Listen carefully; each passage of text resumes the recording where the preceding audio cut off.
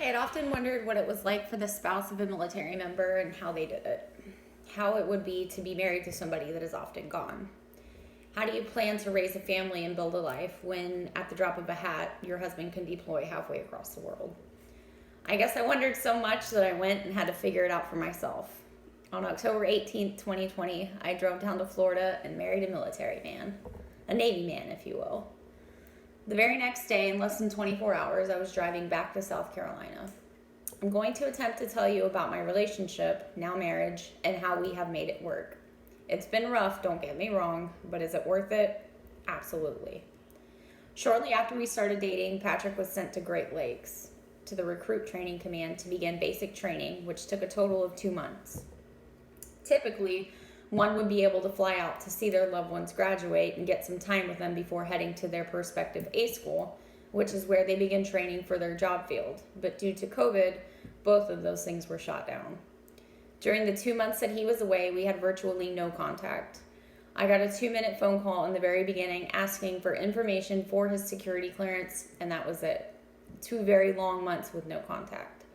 I made best of the situation, wrote him a letter every single day, and every now and then I would send out a card along with the letter to let him know I was thinking about him a bit extra that day. I did my best to keep busy with working as many hours as I could otherwise. Writing the letters to him made me feel as if I were talking to him, which in turn made me feel closer to him. After RTC, he went from Illinois straight to Florida without the chance of me being able to see him in between. Him being away during basic was hard enough, and this just made it worse. However, I made the best of the situation, and I kept trucking. Now that he is in Florida, which is a 9-hour drive for me, I do my best to get down there as much as I possibly can. To make it easier on us during the time that we are apart, we text, call each other, FaceTime, and we even have sleep dates where we go to sleep with each other via FaceTime. Corny, I know, but it's what we like to do. It's just another way for us to feel closer to one another. Recent research suggests that new technology makes long distance a bit easier, says Danielle Lidman, author of a 2017 study on commuter couples. Being as we are able to do the things that Patrick and I take advantage of, I believe this to be 100% true. We have had our fair share of disagreements, don't get me wrong. Things are hard. Rather than fuss and fight over these things, we talk them out, come to a resolution, and we move forward. Without good communication, I don't think it would work out very well. At the very least, it would not be an enjoyable marriage. To stay close with living apart, we share the details of our day every day.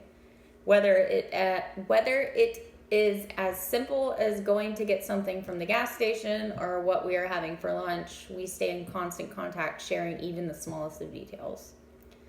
This not only lets us know what the other is doing, but it is another way for us to feel closer to one another. On the weekends that I am able to go down, we try to have a date set up. For example, this weekend I'm going down and we are going to get pedicures together. Something small and simple for us to do together. We are open and honest about our social lives. All of these things, while seemingly simple and common sense based, are far too often looked over in long distance relationship or marriages. And this is a reason why we see such a high divorce rate these days. While it is unfortunate and some people just aren't meant to be, I feel that if people were to realize the importance of things as such, that the rate would not be nearly as high. Marriages among the military are particularly high, so of course that was a concern between the two of us early on in the relationship. But I truly believe there are much bigger issues at hand than that with distance. Another way we stay close while being far is simply by staying positive. While we have to be separated for now, this is not how it will always be. He may even have to go out to sea at some point, and clearly I cannot be along for that. We have to maintain positivity throughout his enlistment. I need to be constantly interjecting positive energy into the relationship to keep it alive. Yes, the waiting can be painful and I can sometimes feel lonely, but I have to remind myself again that this is temporary. The fruits at the end of the rainbow will be sweet. I remember to always be thankful. I have to be thankful that I have somebody to love and someone who loves me back. Unfortunately, not everybody gets to experience the kind of love that we have. I am thankful for the little things, the sweet messages in the morning, the random pictures, the handwritten letters. I am thankful for his health and for his safety. Aaron Paulson once said, I appreciate you more because of the road that I have traveled. My story brought me to you, and I wouldn't go back and revise a word of my past if it led me anywhere but to your door. This quote rings especially true to me and is another reason why I am thankful for every single day of our lives together. The bottom line is this: when you love somebody, you make sacrifices, no matter how big or how small. A good marriage doesn't just happen. It is created and it requires attention. It is standing together and facing the world. It is realizing that it is never one against the other, but both of us against the problem. It is seeking and recognizing beauty in the world together. It is speaking words of appreciation and demonstrating gratitude in thoughtful ways.